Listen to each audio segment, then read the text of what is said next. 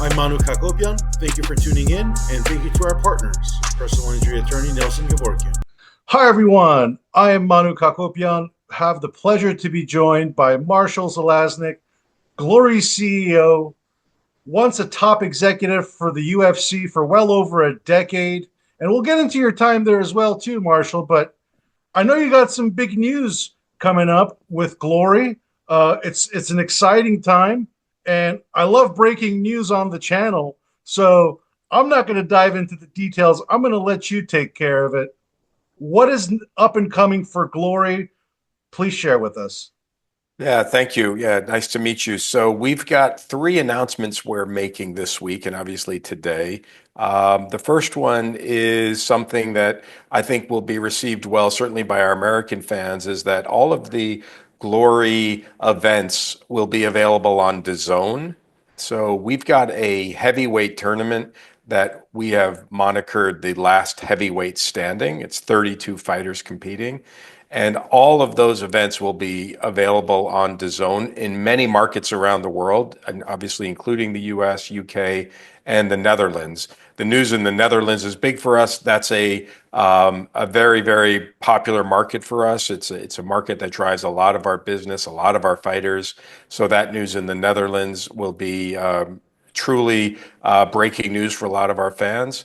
The other thing that we're announcing and something we're really proud of to be on the cutting edge of sports and media is we are now announcing a deal with Better, which is Jake Paul's group, to bring one of our events we're calling GLORY Underground, May 1st, to the Better Warehouse in Miami.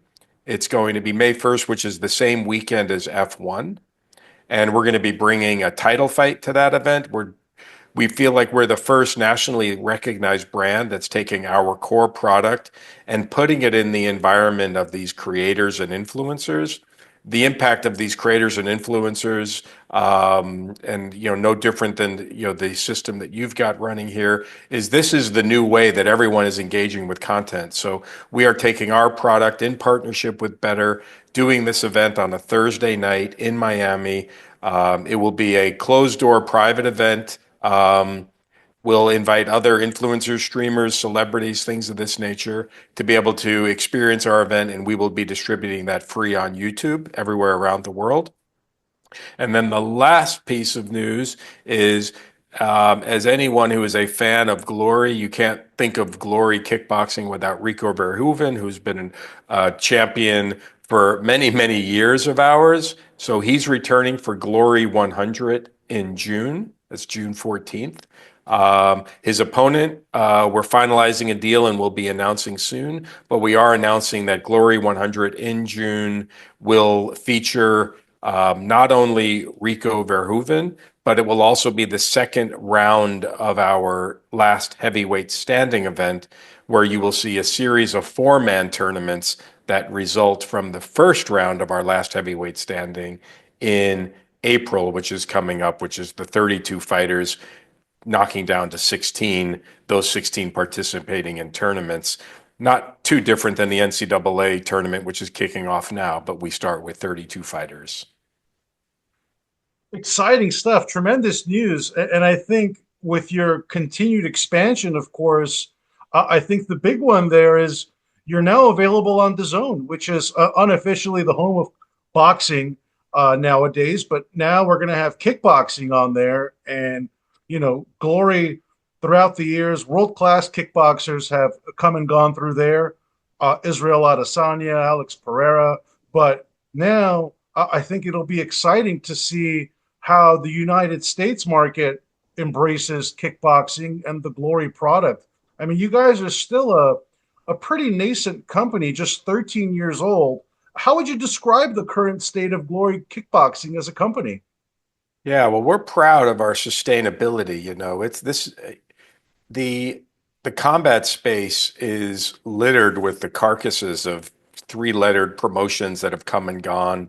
And so for us to have the staying power we have, we're really proud of that. And that's driven a lot by the commitment of our fighters, but of our board, our investor, our owners, a fellow by the name of Pierre Onderond. And as a company, we feel like we're in a real inflection point. We've got more awareness for our product than ever, driven a lot by the success of Adesanya and Pereira. So for the, let's call it the casual fan, I think there is some understanding that we are the premier kickboxing organization in the world. And being a stand-up fighting promotion, we actually believe that combat sports fans, boxing MMA fans, and this is a true statement, I believe, around MMA fans, they really like the stand-up. Many of the most popular fighters in whether it's UFC or any MMA promotion were the fighters who could put someone's lights out, the stand-up fighters. That was why Alex Pereira was so successful and has such a huge audience. So we do that day in and day out with our events with the best kickboxers in the world. Now, our fights involve fighters with boxing gloves. There is very limited, if any, clinching. There's no ground fighting. So it's just stand-up fights. And we think that style of fighting with our rule set really speaks to an audience that now with the strategy with the Better Group, with our DAZN partnership, you are the company you keep. They are the premier fight distributor these days. And so to have their support and to have this relationship with Better, we really think this is a great opportunity for us to build awareness and get our fans to engage with our product, which we think is second to none in terms of delivering excitement. Very well said, and absolutely, because I've covered boxing and UFC and MMA at large throughout my entire career, and over the last few years, I've actually had the pleasure of working as a TV commentator, calling kickboxing matches out here in the United States. Fighters Rep, it's a promotion based in Los Angeles and does shows in Florida as well too. And I've really grown to love kickboxing. I think it's honestly, I think it's an underappreciated sport. And I'm curious, with your years-long history in the combat sports space, dating back to your days at In Demand, and of course, well over a decade at UFC. What is your vision for the Glory product, and what changes do you think you want to make moving forward? Well, I think when you look at the growing interest in combat sports, you can't swing a cat without hitting a fight promotion. Almost every day there's something happening. And so the challenge for us as a group is how do we break through so that people, fans, interact with it, have an appreciation and understanding. In the early days of the UFC, the challenge was trying to shake that stigma that associated with it and getting people to understand and educate about the sport, understand and educate about the fighters. We don't have that issue. We've got a product that's been around for decades in terms of the fighting style. Obviously, the rules have adapted a little bit. But our ambition is to take more space of the combat fans' mind share so that they engage and watch our product. Right now, well, last year we did 10 events. This year, with our promotion that we're doing in Japan with Rise, which is the last featherweight standing tournament, with some of the initiatives we're building around the heavyweights, around this Miami event, we're probably going to get closer to 14 events this year. And I think in order to keep fighters busy, to keep the ecosystem growing, we need to run more events. That will happen as we get more support from our media partners, from our fan base. And so what we're really trying to do is take advantage of what is sort of the zeitgeist in the sports world, where fights, you can't flip through a television. For anyone that's still flipping through television, you can't go through a social feed without seeing something coming up around fighting. So this is the opportunity. And what our job is to elevate our product onto a platform that people can experience it, appreciate it. And we think we have the right product. Now our job is to get people to care about the fights and the fighters. Very well said. And going back to Adesanya and Pereira, who've helped the Glory brand and kickboxing at large, what kind of uplift have you seen specifically from those two guys and the rivalry they've continued in the UFC? And how do you further replicate that blueprint and create those stars now for Glory moving forward? Yeah, well, with the two of them, the secret's out that these best stand-up fighters are coming through Glory. And if you like stand-up, you should watch Glory because we have weight classes and we have amazing champions and amazing contenders throughout. Much like the way other promotions, maybe not fight promotions, are set up, is our fighters are under contract to us, so the best will always fight the best. And there's little doubt that we have the best, most talented group of fighters by weight division. If anyone's paying attention, that seems to be an undeniable fact. So I think what that rivalry between Adesanya and Pereira did was it just exposed that there's other great fighters participating in other promotions around the world. And we're lucky that we've got this fighting style, which no one else is really trying to replicate. No one else is really investing in like we are. And so when you zoom out and you think, well, what is going to make people care? I think that when the UFC launched, it had that initial shock of like, what is this? You know, and I remember there was a video done way, way back in the day, which was, is this spectacle or sport? And the goal was to make sure that everyone understood it as sport. We don't have that issue.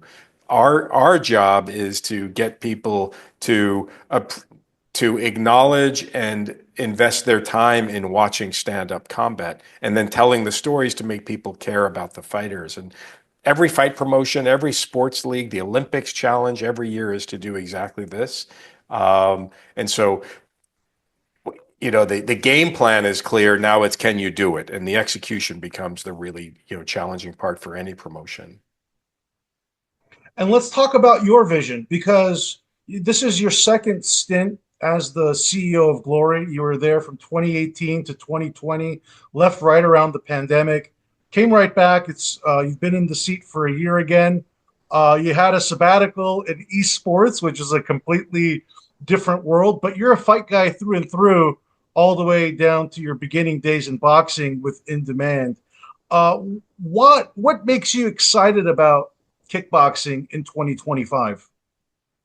Yeah, so I've learned a lot through the years. I've been exposed to a lot. I may not be any smarter, but I certainly I know a little bit more. And the one thing that was evident to me in the early days of working on the UFC and working with a great, passionate team was there were some markets that weren't quite ready to to embrace the grappling, even the cage back in the day, the ground fighting. There were some markets that culturally didn't quite get it. Um, I think a lot of that has gone away, but there are still um, there are some cultural advantages that we have in our sport in terms of it all being stand up, being in a ring, and it looks very traditional to the eye. And so when I think about my vision, there was it's a little bit of trying to recreate the magic that I was able to participate in and watching the UFC grow.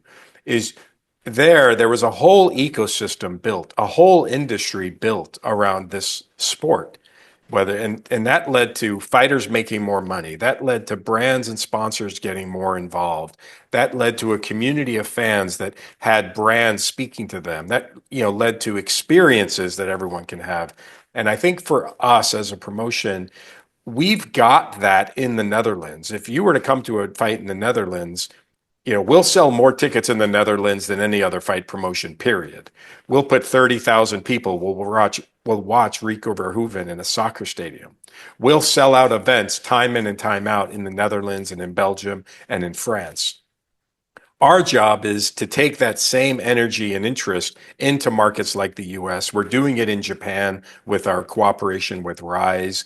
And there's a great fight culture and community around the world that we as a company have to activate. And if we activate that right, we will recreate an ecosystem that gets built in this where fighters make more, where brands can engage the consumers that are important for them, and that we build a healthy ecosystem for more fighters, more promotions, more brands.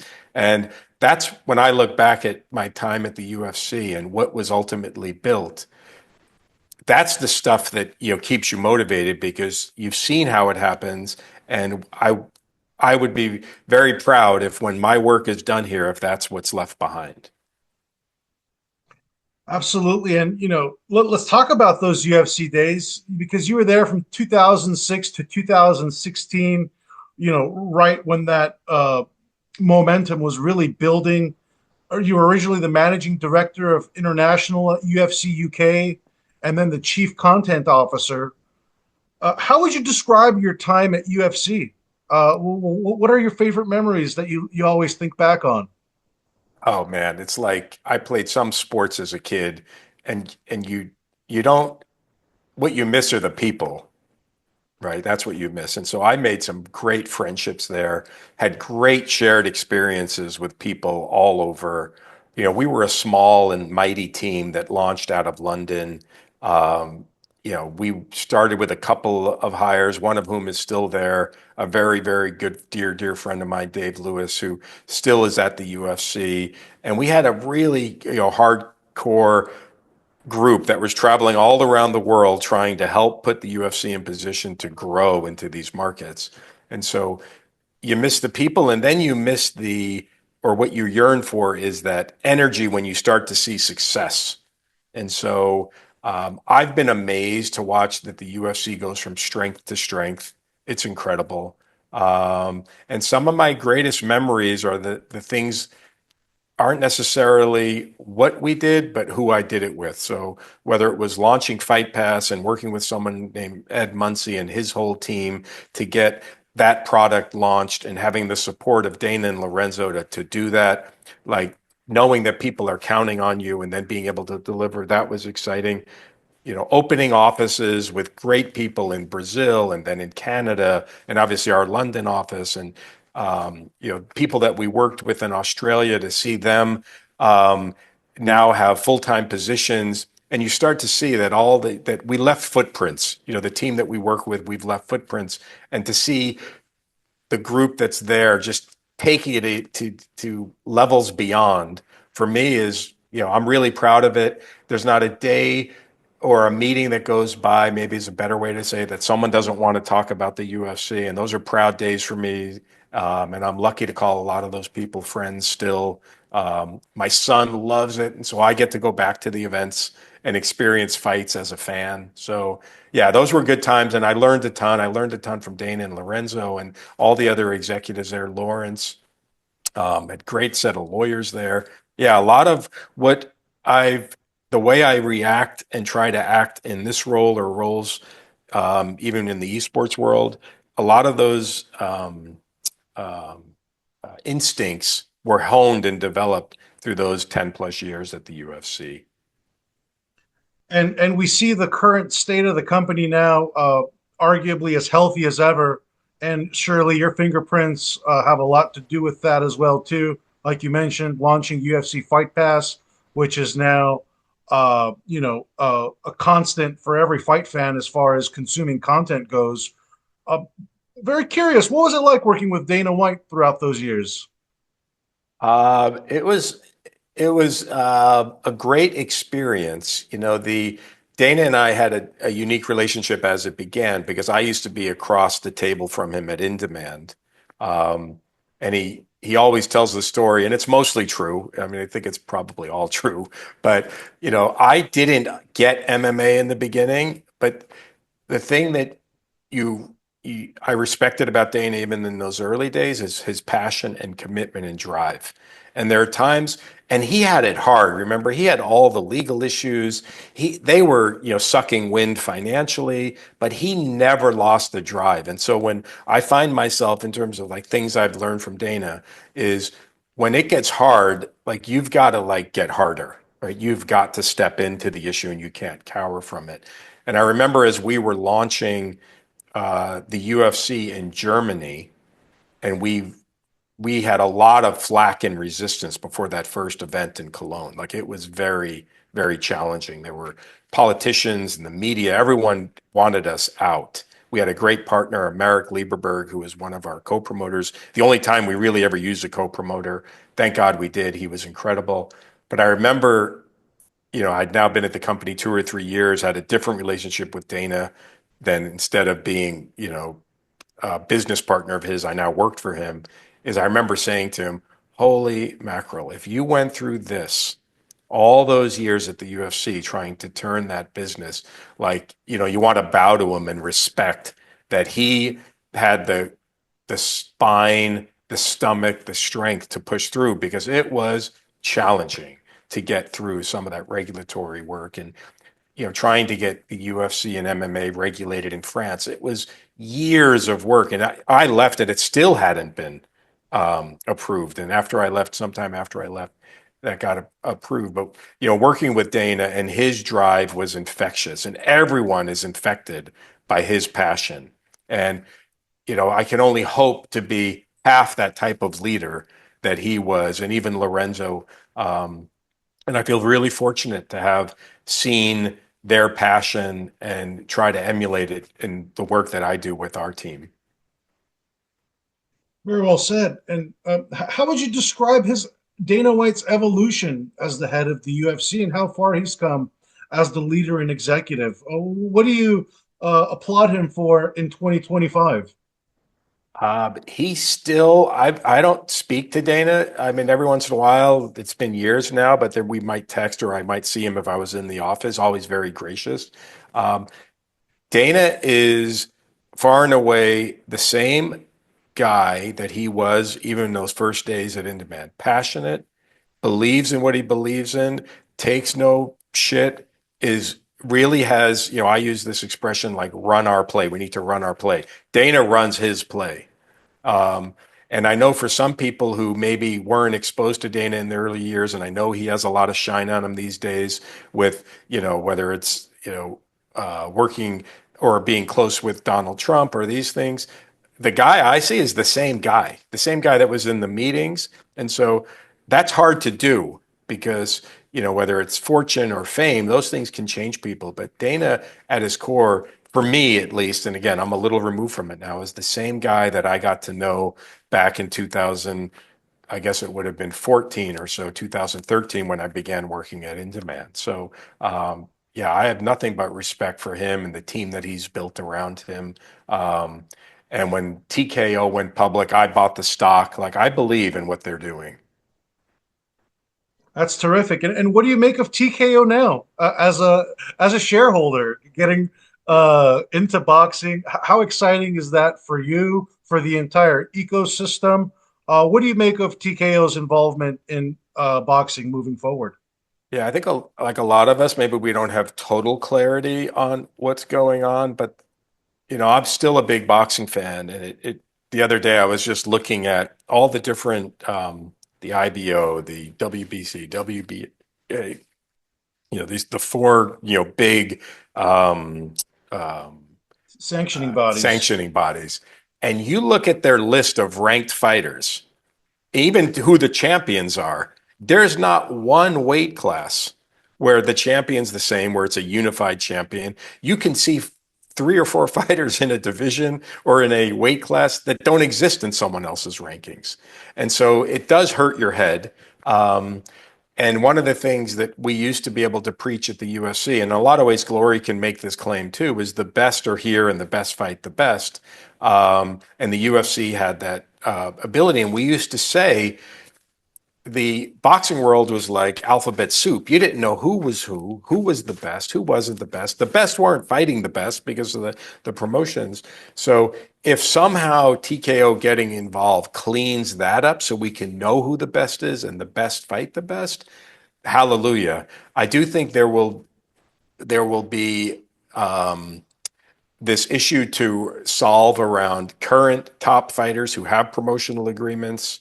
How does that get navigated? But if you've got the money of Turkey and the drive and commitment of Turkey and the know-how and the passion that TKO and certainly Dana White brings, you have to be bullish that they're going to do something amazing in the space. And we may not see it in the next year or two, but if you project this out 3 to 5 years, it could very well be that we finally are going to know who's the best in these weight divisions, and we're not going to have this issue. Certainly exciting times for the sport.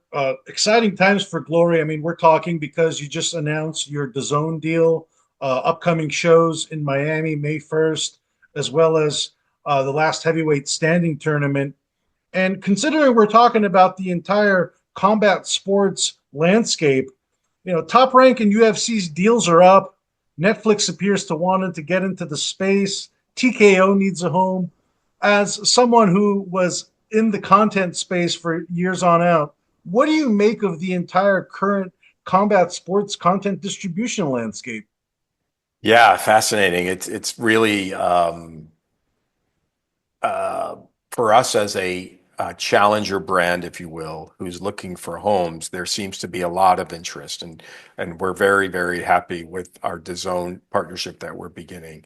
But I think there was always, when the streamers were starting, certainly the Netflix and the Amazon Primes, even Apple at the time. I remember years ago us saying they're going to get into the space, and at the time Netflix was never live, never live, never live. Now jump ahead, and there's a reason that sports properties drive so much revenue because they drive so much interest. And if you are looking for a sure thing, if you're a streamer, there is a built-in passionate fan base in fight fans who generationally are used to paying for their content. They're used to paying for what they want to see. They were, back when people were buying ringtones or buying, stickers that they could send, or, using social commerce on Twitch or these things. Fight fans have been doing this forever.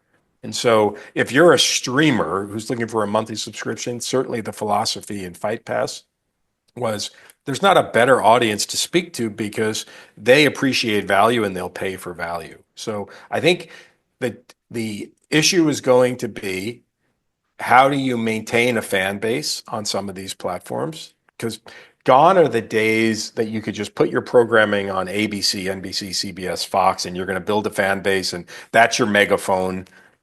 We actually like our positioning with Better and really embracing this community of influencers and creators. We think they're the megaphone of the new generation, and they're going to be the fan builder, the top of the funnel for us. And so I think, and there was just an article in the Wall Street Journal about how important YouTube streamers are, like Mr. Beast is to Amazon Prime. I think he's on Prime. Netflix is looking at getting into them. It's clear directionally these influencers and streamers are driving a lot of interest and a lot of value. And then you ultimately get to the point where when you've delivered your fan base, now how does a streamer monetize them? And fight fans are purpose built for this world because they know quality, they're discerning, and they're used to paying for it. So I think it all bodes well for the fight community, fight brands, because they can move audiences, and you get the right fight at the right time, the world will stop and watch. And that's just, maybe code speak for you'll end up making a lot of money if you're a streamer to get involved with these fight promotions. And it seems as if that's the tried and true method in today's day and age in 2025. We see Dana White and the rest of the company embrace that ideology with Power Slap. It's a promotion filled with influencers, celebrities being the megaphone. We see that a little bit in the UFC as well too. But with you and Glory, if we talk this time next year, your second year, full year in your role as CEO, the second time around, with all of these exciting announcements that you guys got going on, that you've just announced, what would you want to accomplish when it's all said and done? Yeah, thanks. It's a good question to think about it in the sort of shorter term view, because for us, we're all about putting more events on, giving more opportunities for fighters to compete, to keep them busy, because we ask a lot of them, and they need to ensure that we're delivering them a place where they can compete regularly. So in a year, my expectation is we will be going from, whether it's 11 to 14 events this year, depending on how you categorize them, to potentially upwards of 20 events next year, be it through the streamers and some of the influencer creator stuff that we're doing, We hope to launch another last fill in the weight category standing. So we'll likely be doing our heavyweights again. We already have a featherweight tournament. We're talking about a welterweight tournament in another market. So I hope we're doing more of these tournaments, because the real truth is that kickboxers are built a little different. They fight more often. In these tournament setting, they fight on an elimination coming up in April. Then they fight a 4-man tournament, which means they have to win 2 fights in a night against 2 different opponents, all to lead to December, where they have to fight an 8-man tournament, which means they have to fight 3 times in a night. A little bit like the throwback to the old UFC, where you had this tournament elimination. Kickboxing has a heritage of this. We're really embracing that, and our tournaments are easy to follow. It's a true meritocracy. Whoever wins, they won it because maybe they got a little lucky, because the tournament format is a little bit, has some luck to play on it. But no one can deny that whoever wins this and whoever moves into the 8-man will be some of the toughest, baddest fighters that walk on 2 feet, in terms of also how they compete on 2 feet. Exciting times, Marshall. It's glad to see Glory right back into the thick of things here in the United States market, specifically as well too. Sounds like it's a market that you guys will be looking to increasingly want to tap in moving forward, and looking forward to seeing what that success looks like for you guys. Thank you very much for taking the time out of your busy schedule, and looking forward to reconnecting down the line with more developments, I'm sure. Yes, thank you. I look forward to it as well.